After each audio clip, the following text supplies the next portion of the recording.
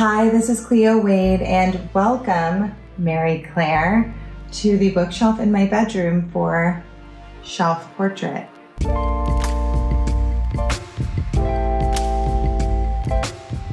I'm actually a non-professional, but I feel professional bookshelf accessorizer. I have a lot of bookshelves in our house because I'm a writer, my partner Simon's a writer, so we have a zillion books.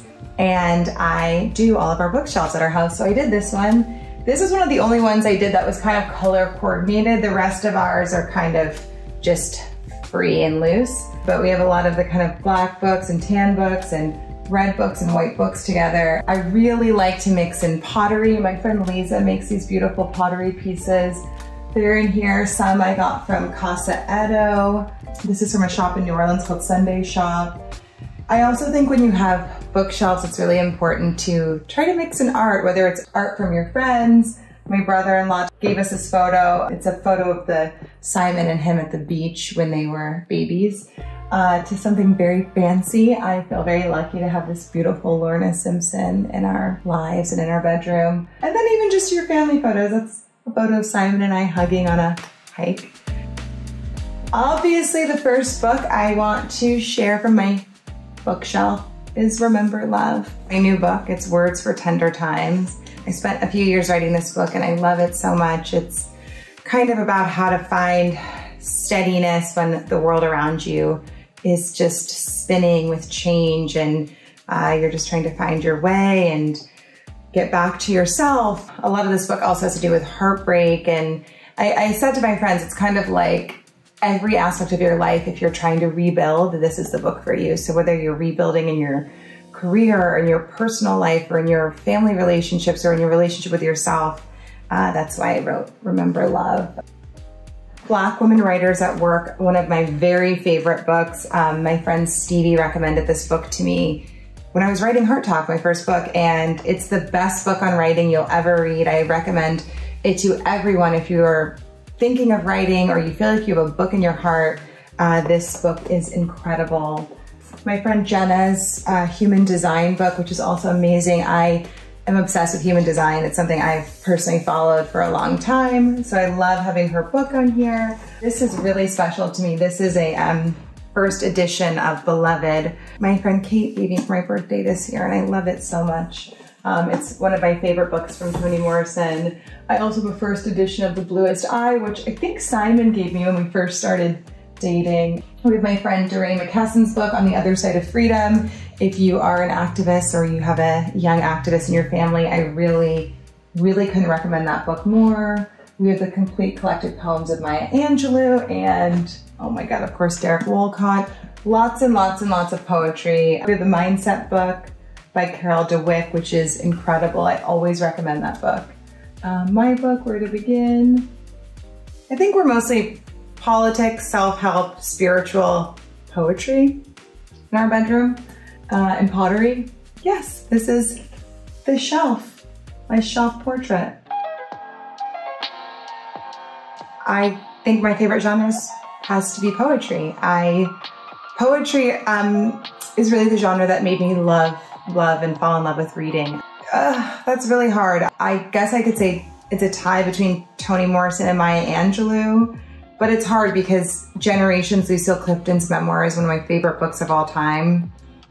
Toni Cade Bambara, I don't know, I really couldn't pick. James Baldwin, it's very hard. I actually just reread Nora Ephron's Heartburn, and I hadn't read that book in like 10 years, and I laughed and laughed and laughed, and I think I was traveling with it. It was the first time I'd even kind of walked with the book. I was going through the airport walking with it. When I got to the hotel, I stayed up reading it. You know, the reason I love Nora Ephron's books so much are because you really feel like you're visiting with a friend, and I feel like when I write in a much different way than Nora Ephron, but I do try to make it feel like you're visiting with a friend or your friend has come to see you and ask you how you're doing and give you a hug.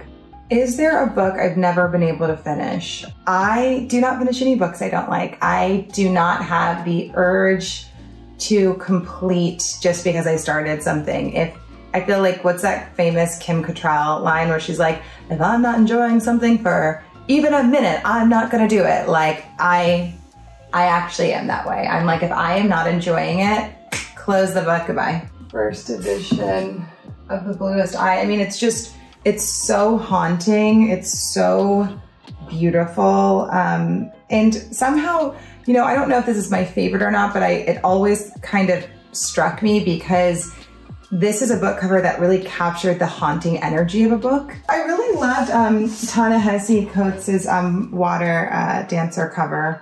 I remember when it came out and I was like, gosh, that's so beautiful. Who gives me the best book recommendations? I'd have to say there's two people and they are polar opposite recommendations, and I love that. I think Reese Witherspoon gives the best book recommendations. Of course, she has a book club. And my friend Stivana Ellen Rogers gives the best book recommendations. Reese's are more for fiction. I always read her book club recommendations. I love her fiction recs, and Stevie mostly reads nonfiction. So she's actually who shared with me Black Women Writers at Work. I'd say probably those same two people. I feel like Stevie is someone where you can really kind of like soak in every word of how someone wrote something from their heart. And I love that. She really holds words to be this really divine, ritualistic, beautiful, ancient, spiritual practice and process. So I love her feedback on words. She's one of the first people I asked to read my own work. She has like a witchy thing about reading and words. And so discussing any book with her is amazing. And then Reese is also one of the best people to discuss a book with because she loves stories and she loves women's stories. And you're just reminded of the life and liveliness and excitement and mystery and passion and all of like the juicy stuff of life. She really soaks in. And she gets genuinely excited about it. And so to be able to listen to her talk about any book is always just, I don't know, makes you feel like alive and juicy. Well, I collect a lot of vintage books and I'll find those anywhere online. I'll buy them on old bookseller sites. Most of your local bookstores, which is why it's so important to shop local, do have a kind of vintage section for their books. And I love that. So when I'm in DC, I love mahogany books and politics and prose.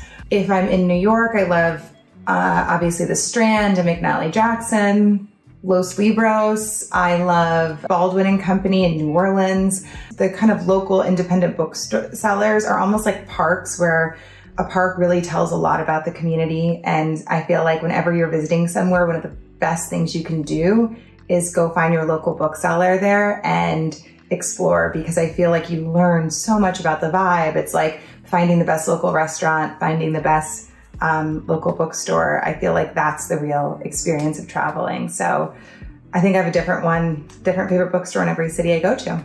What book have I read the most in my life? I'd probably Return to the Fire next time, more times than any other book in my life. It really is a book that you can reread. I've actually reread The Little Prince probably the most in my life. And I think probably Maya Angelou's complete work of poetry. Well, seeing as how I have two very small, loud children, wherever I can read a book is where I will read a book. So sometimes I lock myself in my closet and read a book. Sometimes I get to read in bed after everyone's gone to sleep. But I think probably the best place to read a book might be an airplane, for me anyway. Thank you so much for watching my shelf portrait. And if you will, please subscribe to Mary Claire.